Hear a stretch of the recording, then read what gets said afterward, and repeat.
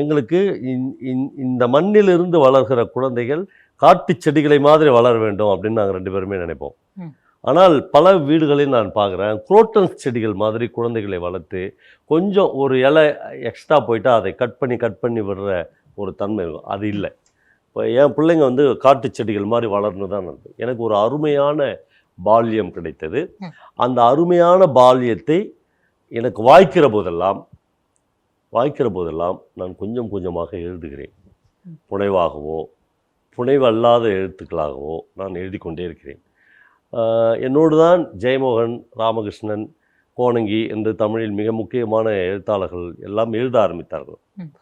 அவர்களுக்கு கிட்டத்தட்ட ஒவ்வொருவரும் 100 புத்தகங்களுக்கு மேல் எழுதியிருக்கிறார்கள். ஆனால் என்னுடைய புத்தகங்களை கூட்டி கழித்து பார்த்தாலும் ஒரு 20 புத்தகங்களை நான் இன்னும் தாண்டவில்லை.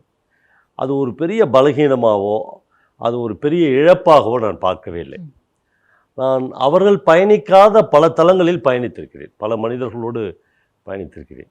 எங்கள் ஊரில் வந்து பவா வீட்டுக்கு போகணும் என்று திருவண்ணாமலையில் நீங்கள் ஆட்டோவில் இறங்கி கேட்டால் எங்கள் வீட்டுக்கு கூட்டிட்டு வந்து விட்டுருவாங்க. அது ஏன்னா என்னுடைய எழுத்தின் மூலமாக அவர்கள் அடைந்த பரிச்சயம் இல்லை. அது கொஞ்சம் பேர் அப்படி இருக்கலாம், கொஞ்சம் பேர் நான் சினிமாவில் நடித்ததற்காக இருக்கலாம்.